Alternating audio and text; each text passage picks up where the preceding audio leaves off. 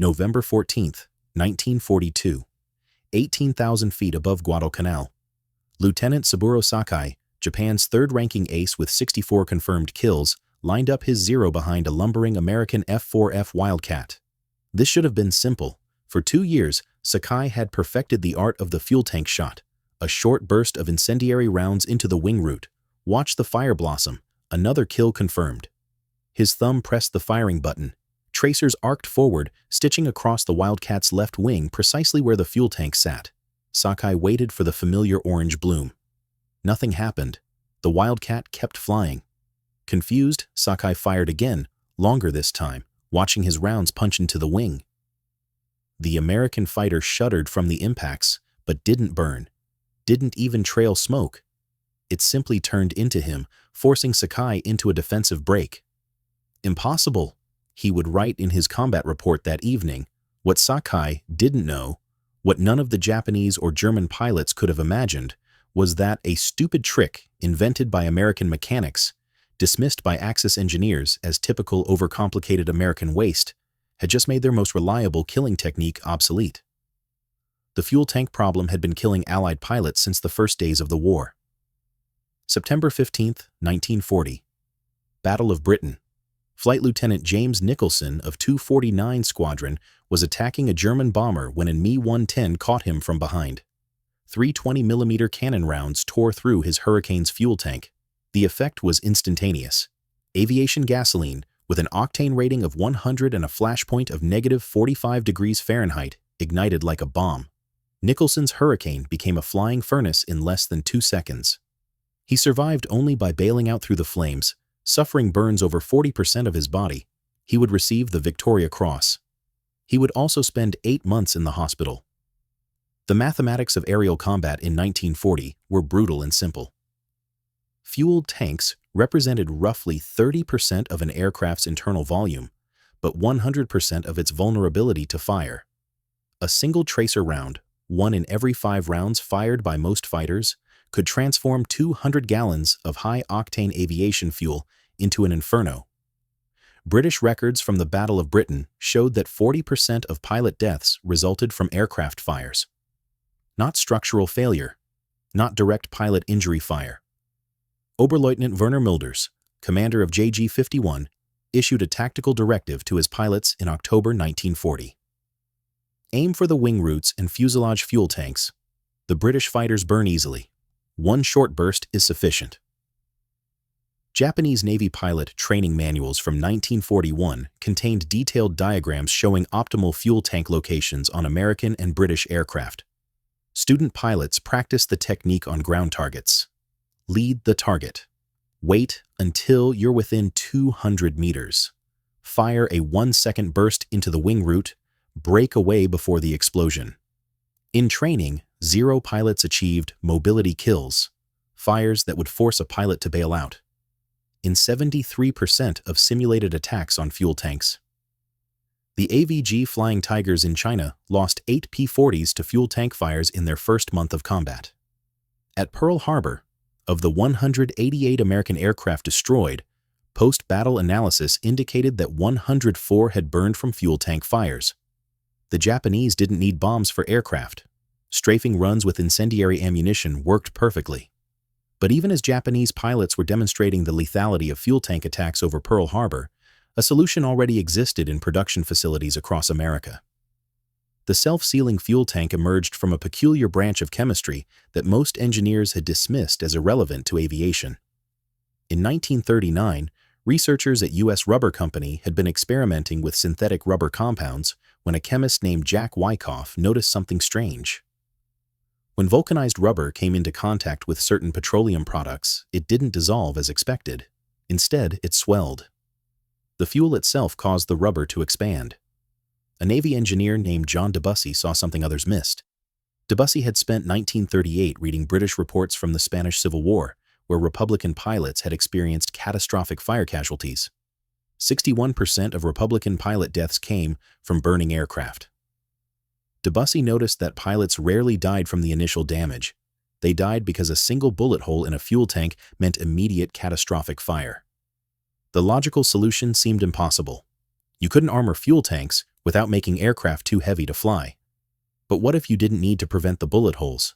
What if you could seal them automatically? Debussy's design was elegant in its simplicity. Line the interior of the fuel tank with a layer of vulcanized rubber approximately 3 millimeters thick. When a bullet punctures the tank, fuel leaks out and contacts the rubber layer. The fuel causes the rubber to swell dramatically, expanding up to 500% in volume within seconds. The swollen rubber plugs the bullet hole from the inside.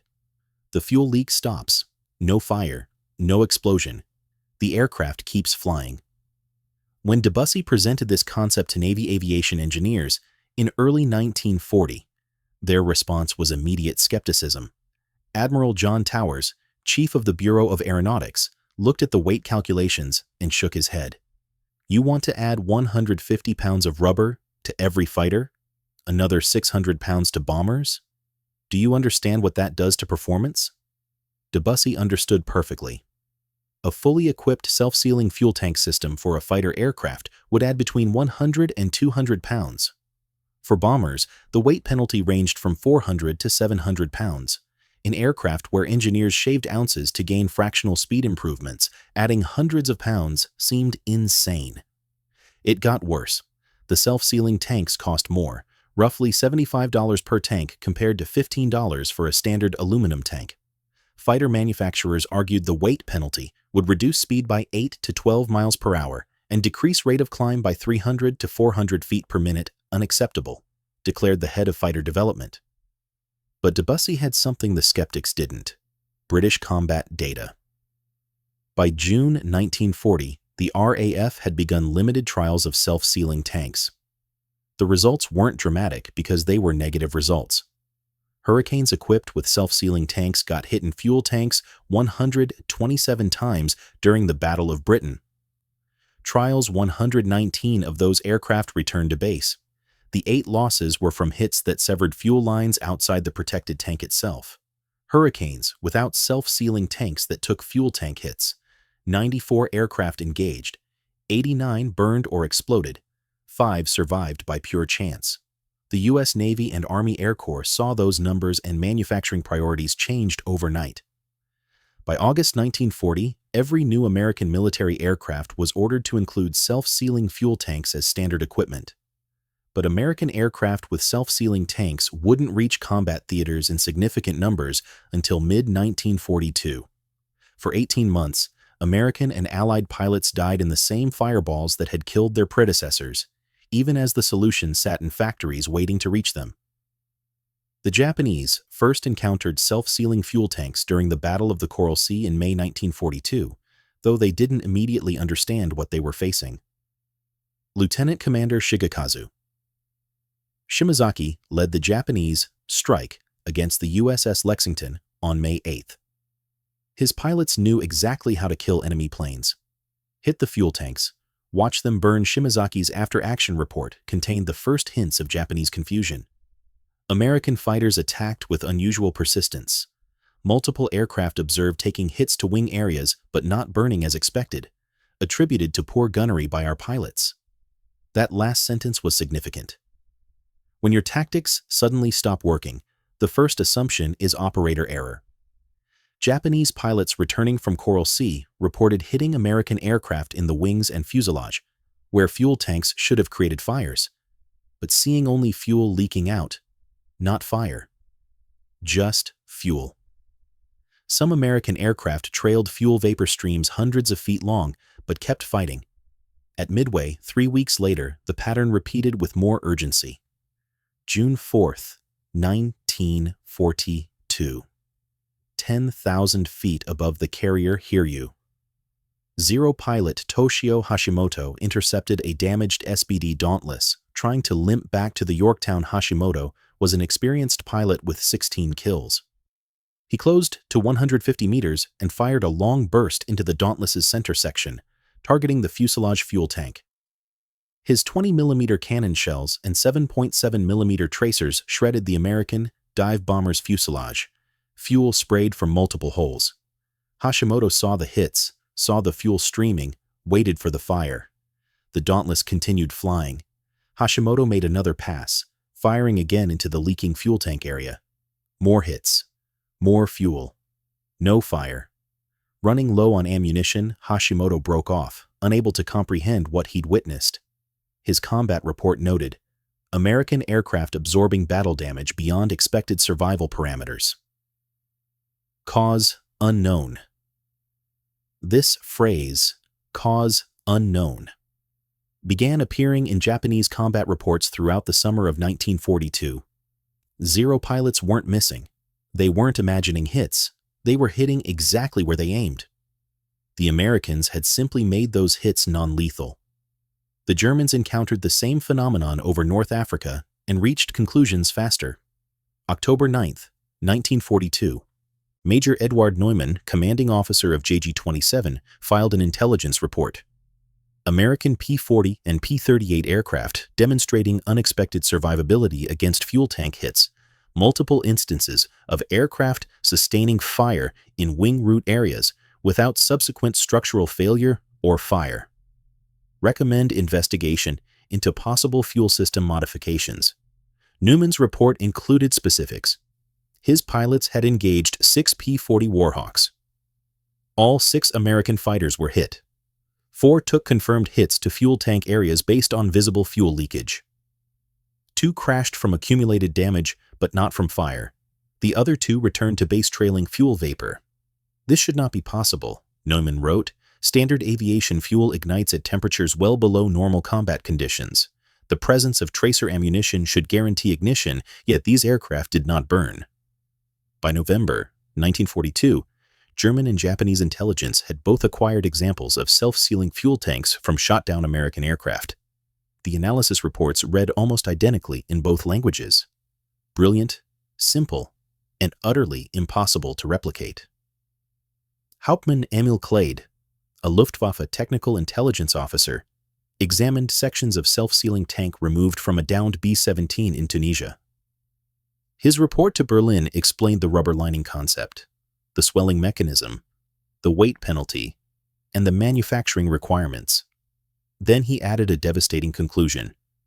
Implementation in German aircraft production would require approximately 1,400 metric tons of high-grade rubber. Monthly current rubber stockpiles insufficient. Synthetic rubber production already allocated to critical ground vehicle tires. Recommend against adoption except in specialized applications. The Japanese analysis reached similar conclusions with even more pessimistic implications. Commander Shigeru Ataya calculated that equipping the Japanese Naval Air Force with self-sealing tanks would require 800 tons of rubber monthly. Japan's total rubber stockpile in November 1942 was approximately 35,000 tons, and it was dwindling. American submarines had turned the Southwest Pacific into a graveyard for Japanese merchant shipping. By late 1942, only 30% of rubber shipments from Dutch East Indies plantations were reaching Japan. The Japanese could see the solution literally in their hands, chunks of rubber from American aircraft, but they couldn't implement it. The submarine blockade had made self-sealing tanks a technological impossibility for Japan. The American advantage wasn't just having the innovation, it was having the industrial capacity to mass produce it without resource constraints. By January 1943, U.S. Rubber Company, Goodyear, Firestone, and Goodrich were producing self-sealing tank liners at a combined rate of 42,000 units. Monthly. America's synthetic rubber program, initiated in 1940, had ramped to full production by 1943. While Japanese engineers stared at American fuel tank components and calculated impossible rubber requirements, American factories stamped out thousands of self-sealing systems weekly. The weight penalty that had seemed prohibitive in 1940 became irrelevant by 1943 because American aircraft design philosophy had adapted. If your fighter is 150 pounds heavier but your pilot survives to fly 100 missions instead of dying on his 5th, you win.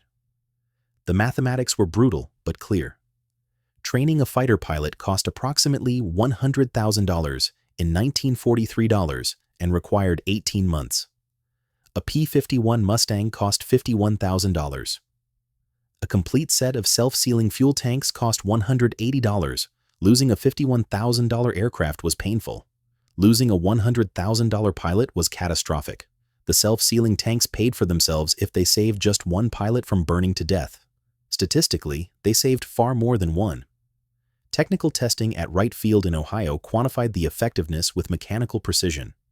A standard aluminum fuel tank punctured by a 7.7mm round leaked fuel at approximately 2.5 gallons per minute. Contact with any ignition source within 30 seconds created a fire with 95% probability. A self-sealing tank punctured by the same round leaked for approximately 15 seconds before the rubber swelling sealed the hole. Leakage rate before sealing, 0.6 gallons per minute. Total fuel lost, 0.15 gallons. Probability of fire when hit by tracer round, 8%, and only during the initial 15-second leak period. The testing also revealed limitations.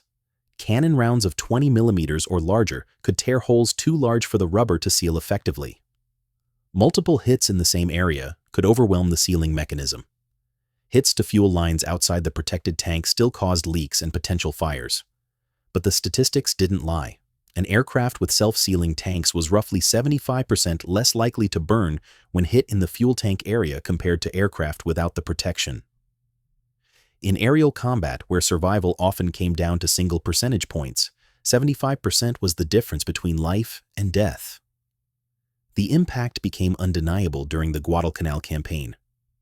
Marine Fighting Squadron 121, flying F-4F Wildcats with self-sealing tanks, logged detailed combat reports from August 1942 through February 1943. The squadron flew 627 combat sorties during that period. Their aircraft took confirmed hits to fuel tank areas in 78 separate incidents. 71 of those aircraft returned to base.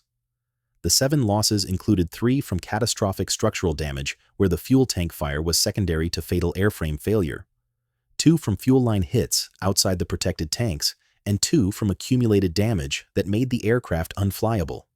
0 fuel tank fires from hits to the protected tank areas. 0 pilots burned to death.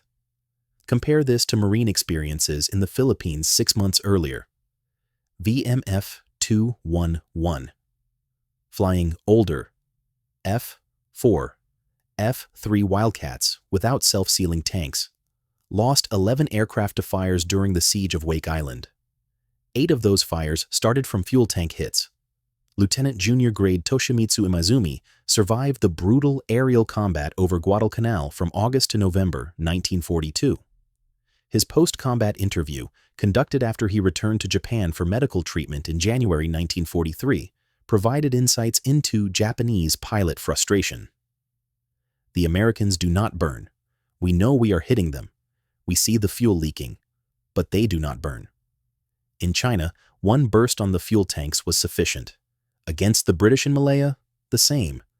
But these American Navy fighters take hits and continue fighting. Our tactics no longer work as before. We must now attempt to kill the pilot directly or destroy the engine, which requires much more ammunition and closer range. This gives the Americans more opportunity to kill us first. Imaizumi's observation about ammunition expenditure proved statistically accurate.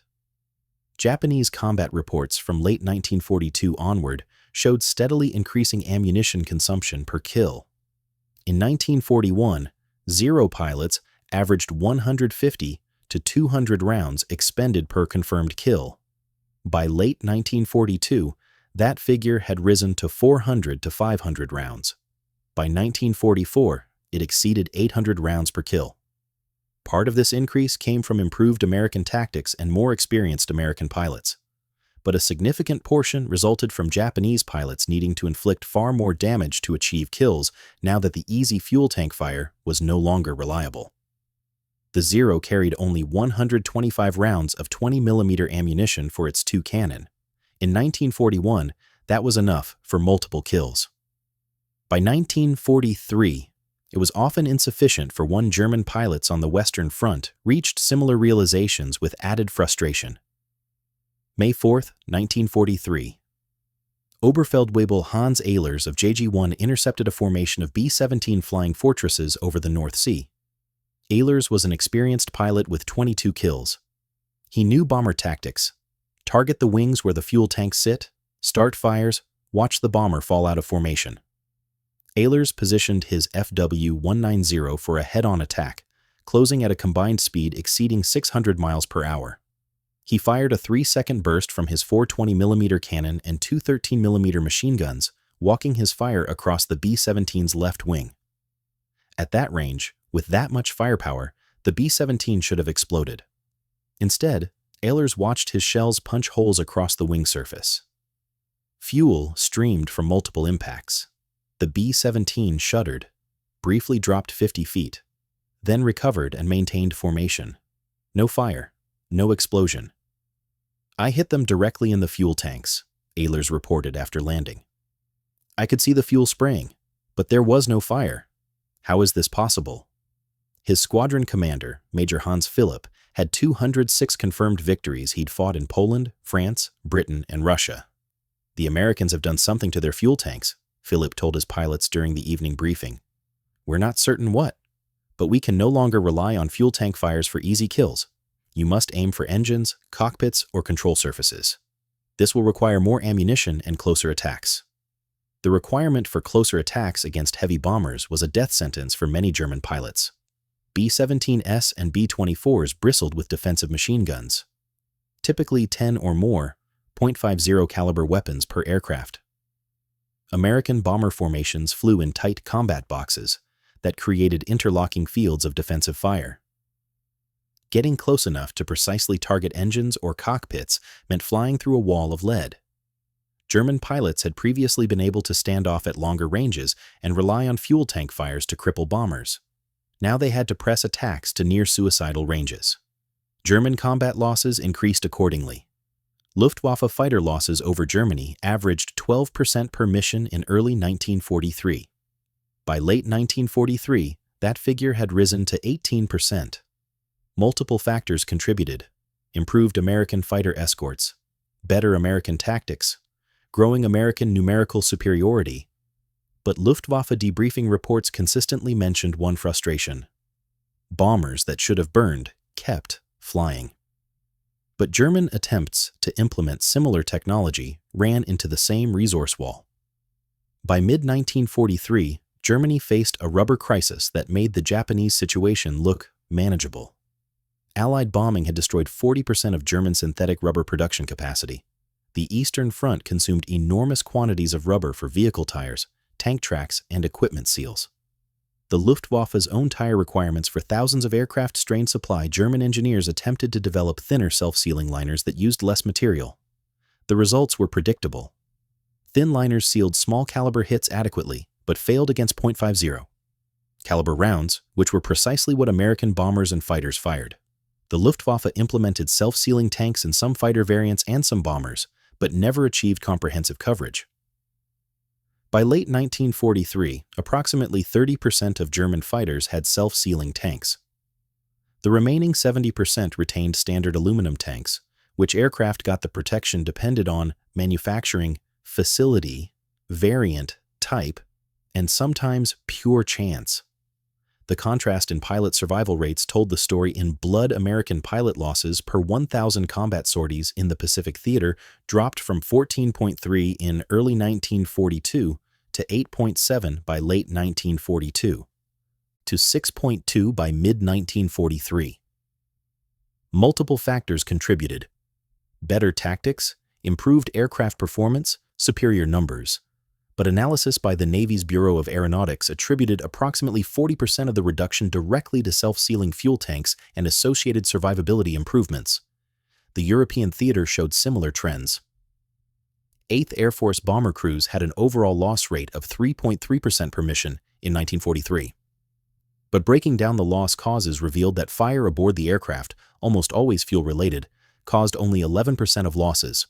Before self-sealing tanks, based on RAF experience, fire would have caused 35 to 40% of losses. The self-sealing tanks didn't make bombers invulnerable. Fighters still shot them down. Flak still destroyed them. But they died from catastrophic structural damage, from engine failures, from hitting the ground, not from burning alive. Lieutenant Robert Johnson of the 56th Fighter Group survived an encounter on June 26, 1943, that would have killed him in 1940.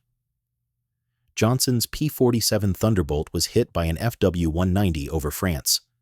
German gunfire shredded his aircraft, putting holes in both wings, the fuselage, and the canopy. Johnson counted afterward. More than 200 bullet and cannon strikes. Multiple rounds hit his wing fuel tanks. He could see fuel streaming from the holes, vapor forming a visible trail, but the tanks sealed themselves within seconds. No fire.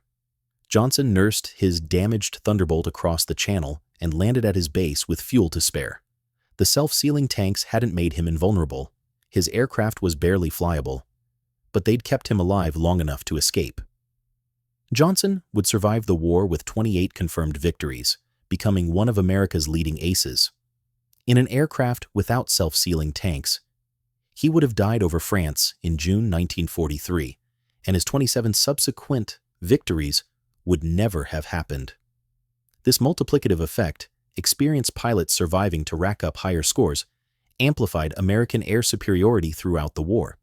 German and Japanese aces died with increasing frequency because their aircraft couldn't absorb damage. American aces survived because their aircraft could take punishment and keep flying.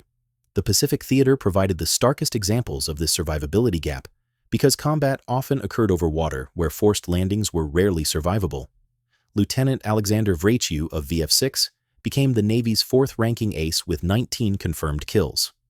In June 1944, during the Battle of the Philippine Sea, Vratiou's F-6F Hellcat took multiple hits from Japanese anti-aircraft fire while attacking enemy carriers.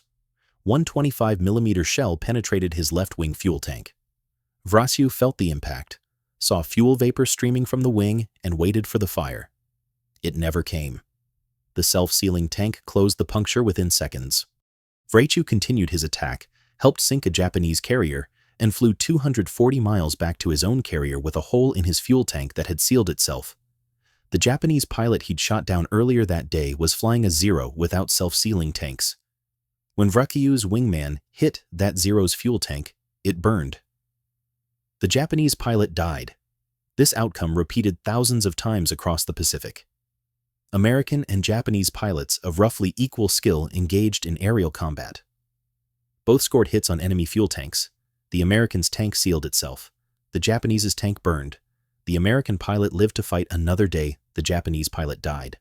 The technical evolution of self-sealing technology continued throughout the war. By 1944, third-generation self-sealing tanks incorporated multiple improvements. The rubber lining increased from 3mm to 5mm in critical areas, improving sealing effectiveness against heavy machine gun rounds. Manufacturers added a layer of vulcanized fabric between the rubber and aluminum to prevent delamination from repeated flexing. The swelling compound was reformulated to seal faster. Original tanks took 15 to 20 seconds to seal fully, while 1944 versions sealed in 5 to 8 seconds. Weight actually decreased despite the improvements because manufacturing techniques improved. A 1940 self-sealing tank liner weighed 186 pounds for a typical fighter.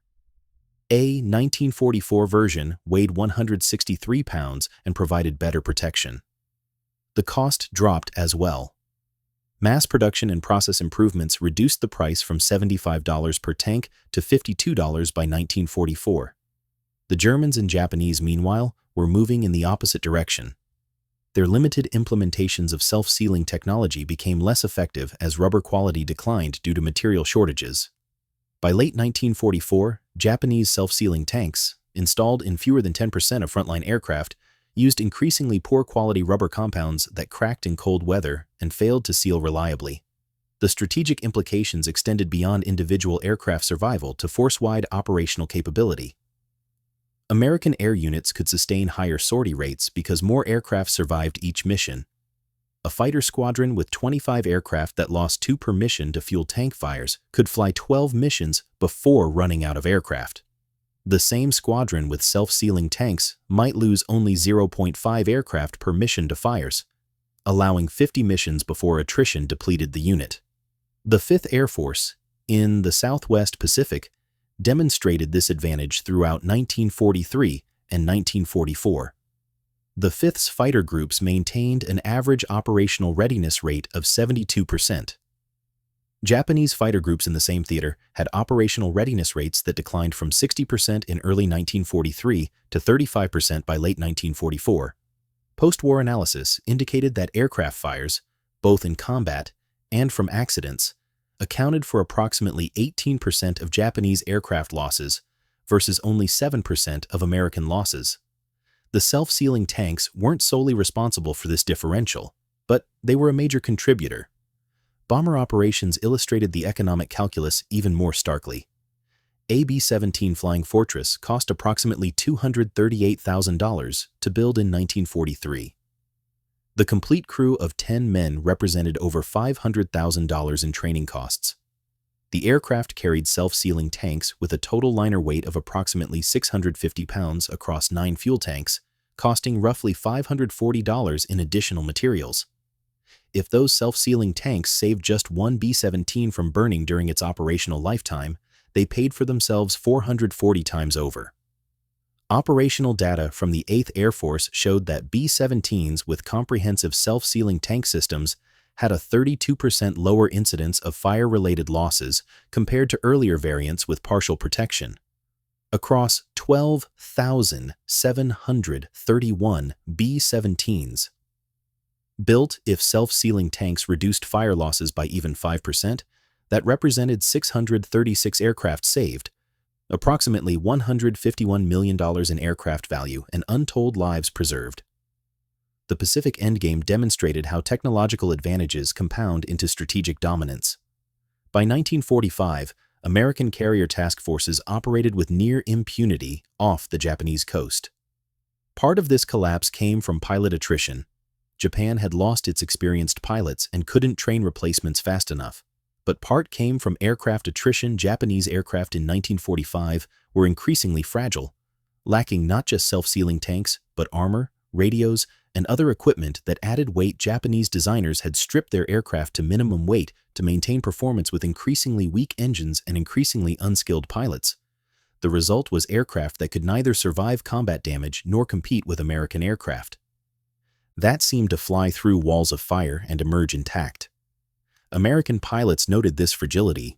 One F-6F Hellcat pilot reported shooting down a Japanese fighter in April 1945. "I hit him with maybe a 5-second burst. I saw strikes on his wing root. He just blew up. Didn't catch fire and burn, just exploded like a bomb. Nothing left but pieces." The Japanese aircraft had no self-sealing tanks, no armor, no safety features. It was a flying fuel tank with an engine and guns. When hit in the fuel tank, it simply detonated. The statistical avalanche of American production advantage made the debate almost moot by late war. The United States produced 300,317 military aircraft during World War II. Japan produced approximately 76,000. Germany produced approximately 119,000 of American aircraft, effectively 100% produced after mid-1942. Incorporated self-sealing fuel tanks as standard equipment. That represented roughly 280,000 aircraft with self-sealing protection. Of Japanese aircraft, fewer than 8,000 had any self-sealing tank protection, roughly 10%. Germany equipped perhaps 40,000 aircraft with self-sealing tanks by war's end, about 33% of production.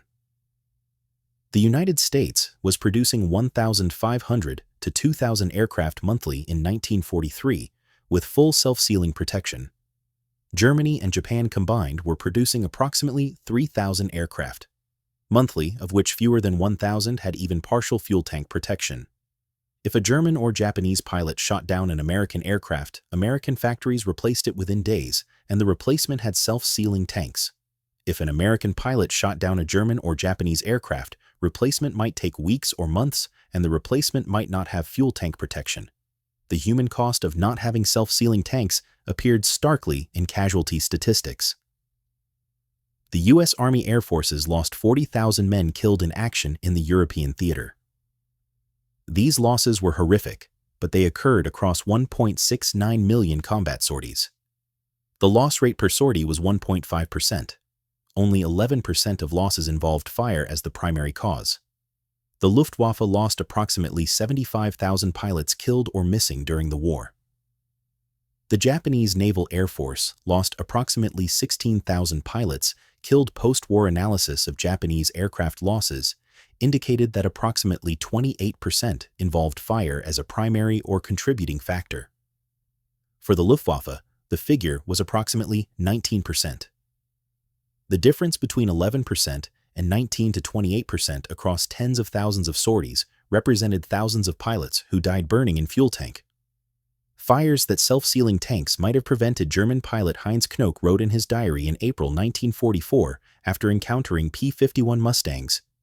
"We hit them repeatedly. We see the strikes, but they do not burn. They do not fall. They continue fighting. How do they do this?